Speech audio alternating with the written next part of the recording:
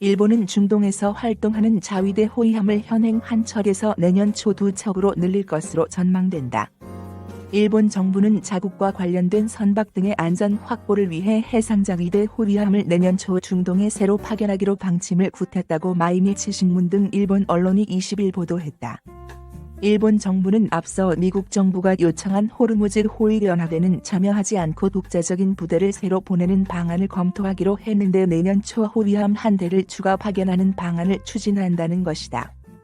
해상자위대는 현재 해적대처법에 근거해 호위함 한 척과 초계기 2기를 아덴만에 파견해 놓은 상태인데 내년에 호위함을 새로 보내면 중동에서 활동하는 일본 호위함이 2척으로 늘어난다. 방위성은 북한 미사일 대응 등 일본 주변 해역에서의 활동이 중요해지고 있어서 중동에 새로 파견할 호위함을 최소화해 한 척으로 하는 것이 타당하다는 판단을 한 것이라고 교도통신은 전했다. 앞서 일본 정부 대변인인 스가 요시히데 관방장관은 자위대를 중동에 독자적으로 파견하는 것이 방위성 설치법에 따른 조사 연구 활동 등 정보 수집 체제를 강화하는 것이라고 설명했다. 방위성 설치법이 규정한 조사 연구 활동은 국회의 승인이 필요하지 않으며 방위상의 판단으로 실시할 수 있다. 스가 관방장관은 자위대 부대의 활동 지역으로 오만만, 아라비아해 북부 공해, 바브엘 만데브 해협 동쪽 공해를 거론했다. 일본은 중동에 자위대를 추가 파견해 미국의 체면을 세우되 호르무즈 호위 연합과는 거리를 둬서 이란과의 관계 악화를 피한다는 구상을 하는 것으로 보인다. 자위대 활동 지역의 호르무즈 해협과 페르시아만이 빠진 것도 이란을 자극하지 않기 위한 조치로 보인다. 중동에 자위대를 추가 파견하는 구상에 대해서는 일본이 무력 충돌에 개입하는 결과를 낳을 수 있다는 우려와 비판이 나오고 있다.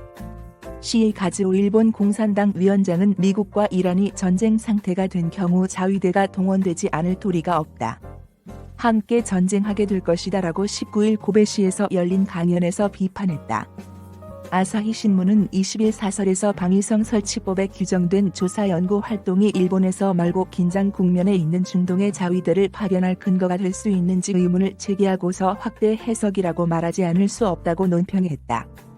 아울러 방위성 설치법의 조사 연구 활동은 국회의 승인이 필요하지 않은 것에 대해 국회의 견제 없이 정부가 자위대를 움직이는 도구가 된 실정이라고 지적했다. 신문은 정보 수집 목적으로 파견된 경우 일본 관련 선박을 호위하는 것이 불가능하지만 필요성이 생기는 경우 자위대법에 따라 해상경비 행동을 발령하게 될 가능성이 있다며 일단 파견하면 군사 충돌이 발생하더라도 되돌리는 것은 어렵다고 우려했다.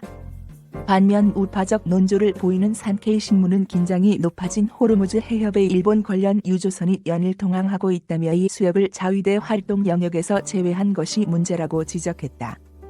이 신문은 조사 연구 목적으로 파견된 자위대 호위함이 긴급 상황 발생 시 즉시 해상 경비 행동으로 위기에 빠진 선박을 구할 수 있도록 준비하라고 당부했다.